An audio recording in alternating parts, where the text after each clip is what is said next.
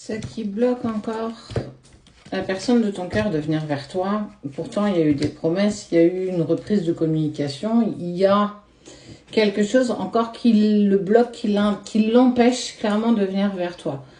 Malgré tes efforts, malgré tout ce que toi tu as mis en place dans ta propre vie, on voit bien que l'autre est encore bloqué. Donc, on va ensemble découvrir pourquoi il bloque, ce qu'il a encore besoin de travailler et ce qu'il travaille encore déjà.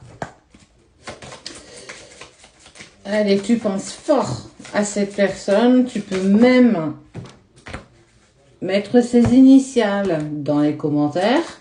Visualise. Bon, bah, écoute, il y en a deux. Visualise cette personne avec un anneau de lumière tout autour de vous deux. Et on regarde ça ensemble. N'hésite pas à mettre cette vidéo en favori ou l'enregistrer ou comme tu le souhaites pour que tu puisses y revenir. C'est un peu sur quelque chose d'intemporel. Elle ne veut pas tomber, donc on ne va pas mettre 15 jours non plus. Allez, on y pense fort, fort, fort. Et tu te laisses guider. Hop. Allez, c'est parti. Il y a deux parts d'ombre pour la personne de ton cœur, une émotion, une ressource, une part de lumière. Ok. La trahison et sa part d'ombre, le guerrier. Tu t'épuises à combattre, réagis avec davantage de douceur.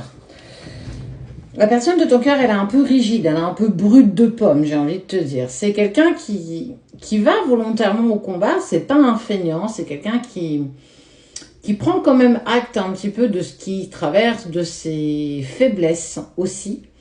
Mais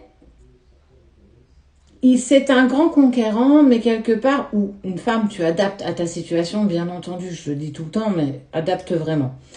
Cette personne a toujours cette sensation de trahison qui a été instaurée en lui depuis longtemps. En lien avec ses anciennes expériences, en lien certainement aussi avec sa petite enfance. En tout cas, c'est une personne qui a très souvent été trahi par des personnes de confiance, des personnes avec qui il aurait pu clairement donner sa vie, avec qui il avait vraiment envie d'avancer, il fermait vraiment les yeux, la confiance, elle était vraiment aveugle.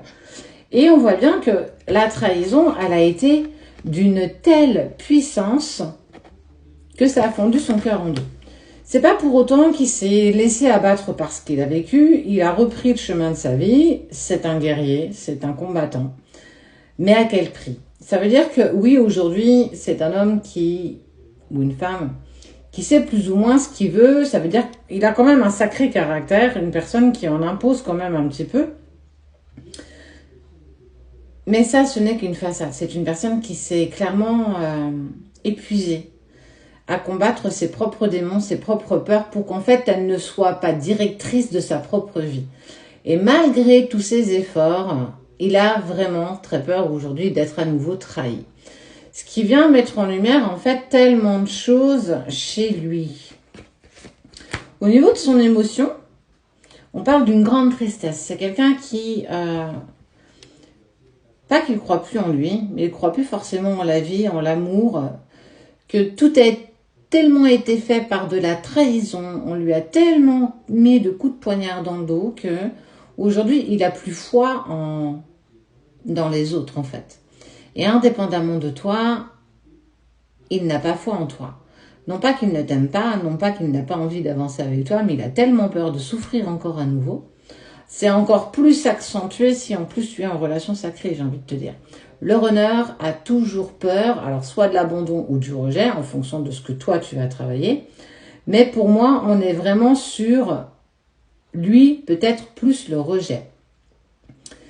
Il sait la douleur que ça incombe d'être trahi par une personne qu'on aime intensément. Famille, amis, relations personnelles, relations intimes. On est vraiment sur, de toute façon, j'ai une peur bleue que demain, je puisse revivre la même chose.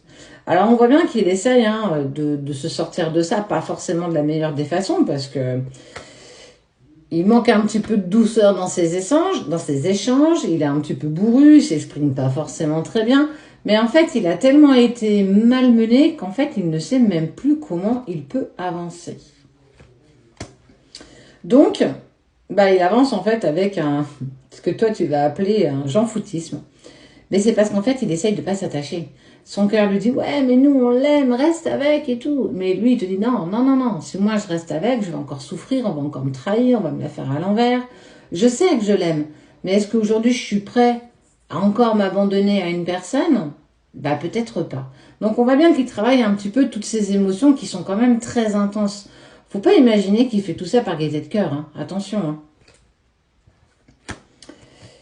Et qu'il va modifier son angle de vue pour élargir la vision des choses. En fait, il va prendre du recul face à la situation qu'il traverse avec toi.